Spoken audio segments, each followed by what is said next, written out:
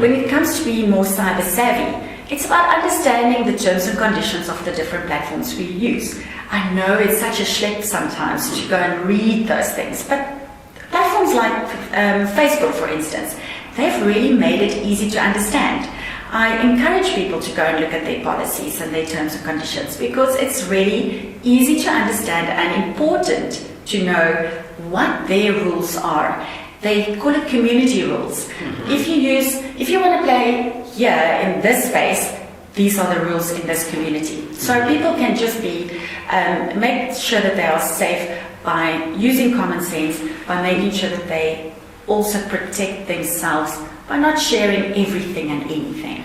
So identity theft is not a new thing. It's, if you look at identity theft in the past, it would be someone's ID got stolen or their ID numbers being used, their name, etc. In cyberspace, it is quite easy to sometimes get away with this if you know the loopholes. So when this happens to you and you finally get notice of it, it's really important to immediately look at trying to find the source and try to identify what transactions has happened on your name and so forth. Has any social media profiles been opened in your name and so forth?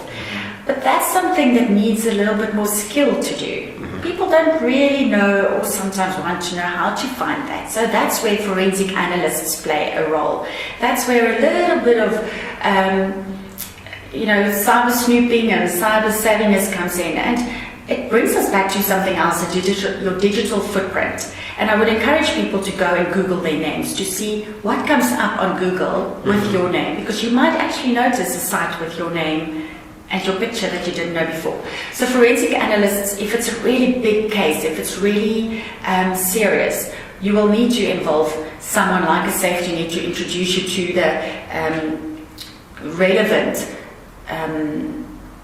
not just forensic analysts, but there might be a police case that needs to be opened. We might have to ensure that you get the relevant legal documentation to find out from a cell phone or a mobile provider, service provider, who the person is that is transacting. So those are some of the things that you can do.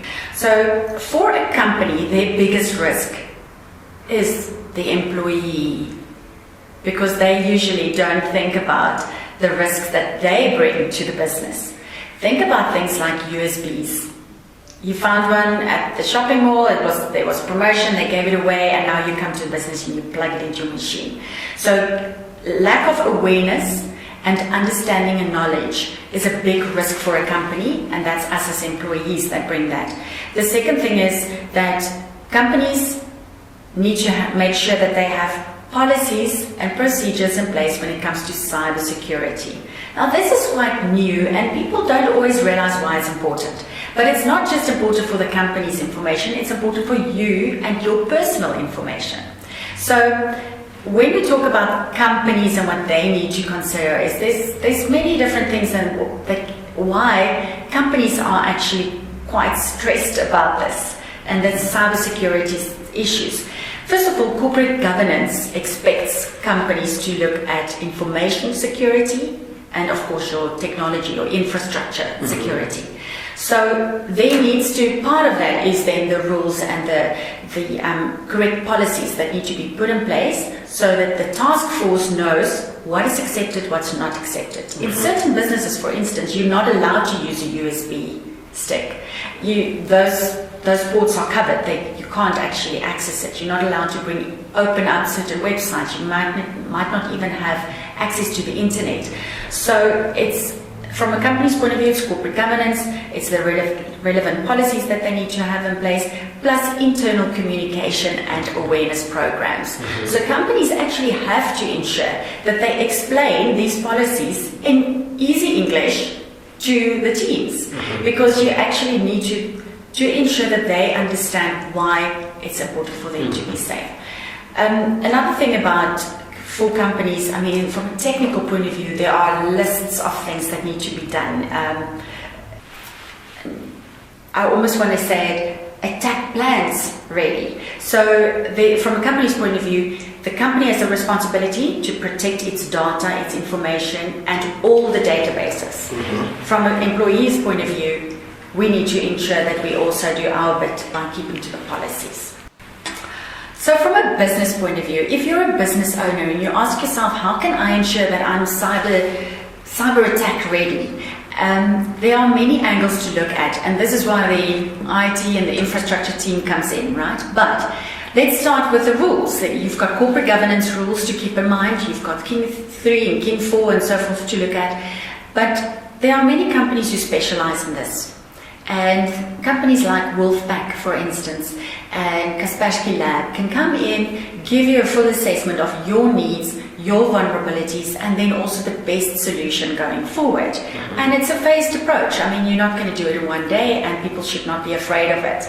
And it's also important to look at who your biggest risk factors are. And I'm saying who because usually it's people sitting behind syndicates and the hackers and so forth. So from a business point of view, you might be secure in your business, but people and contractors, third-party contractors, suppliers and so forth come into your business and they might bring the risk. They might be hacked on their systems because they're not secured, and then let's say for instance they receive one of these mails, open the attachment has got a virus, their system is impacted, and then they send the virus to your business. So third parties are definite risk elements that you need to consider. Competitors are part of your risk elements. And then of course your employees, like we mentioned before, if they're not cyber savvy and they don't understand your policies and so forth. So that's from a business point of view, and a very big thing to consider that people don't realize, it's not just the IT infrastructure side, it's information risk. Information and data is what keeps most businesses going. And I just want people to understand that information needs to be protected. And that's where things and very technical things come into, where you are actually encrypting your data, and there are many technical things that can be done to protect the information in a business. Okay, so if you're an individual, just us using it on a regular daily basis, social media, the internet to browse, to search, to do research, etc. It's important, first of all, that you protect your physical machine, your phone, your devices need to be protected, and there's software available for that. And there are various different ones available. If we're talking about kids for a moment, then there are lovely apps available. Kaspersky Lab has got the Safe Kids app. There are many others that you can actually download for free to help you to protect those devices. Then when it comes to the software and the internet, then it's really important for us to understand that when you go to any website, you have to make sure that, first of all, what you search is legit, and be careful what you search, because sometimes we do see things we wish we could unsee.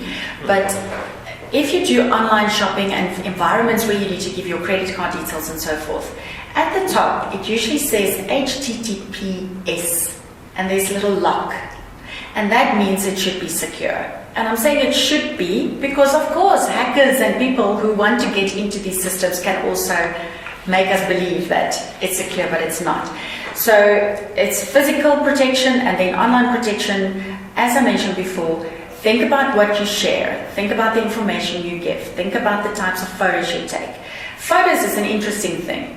A photo has got data in the background that can actually tell someone who's savvy enough exactly where it was taken, the GPS coordinates of that photo. Now think about people who share photos of their favorite restaurant with their kids, schools. They take photos everywhere, and we do it because we're sharing. Meantime, someone who's really interested could go and track your specific location. I also want to mention our digital footprints. Digital footprints are formed every time we actually click on the internet. When you send a photo, when you like, when you share, when you post, when you browse. And that's why it's so interesting when you are planning a trip to Paris, that all of a sudden, whether you're on Facebook or whether you're on another website, a news site, all of a sudden there are all these wonderful ads about Paris because they install cookies on your machine. Cookies are just little bits of information saying there's a flag, this person is looking for information about Paris. So consumers are really being manipulated from an advertising point of view with everything we click. So coming back to your digital footprint, that's why we actually encourage people to go and look at if you Google your name, what comes up. And have you ever considered that you might be sharing a name with someone who is in jail, who's got a criminal record? So when it comes to us as users, people who want to apply for jobs, then it's important to go and check that your digital footprint is actually quite positive. Another way for people and companies to get information about cyber savviness is really to look online for events. There are so many events happening. From a business point of view, there are events like the CyberCon that's coming up in November, lots of them. I really want people to encourage business owners and not just people in the IT department, even HR, to go and attend these. So then there's, from a safety net cyber safety point of view, we collaborate with partners because we realize that the information is there, we just need to get it to the right people. So one initiative that we have, an upcoming event on the 6th of October, is where we're collaborating with Norton Rose Fulbright and PRISA, which is the Public Relations Institute of Southern Africa, to bring this cyber safety message to the communications industry. Now think about it for a moment. As communications professionals, and here we're talking about the media, public relations practitioners, we're talking about marketing, advertising, the digital side. All of these people form one integrated communication system.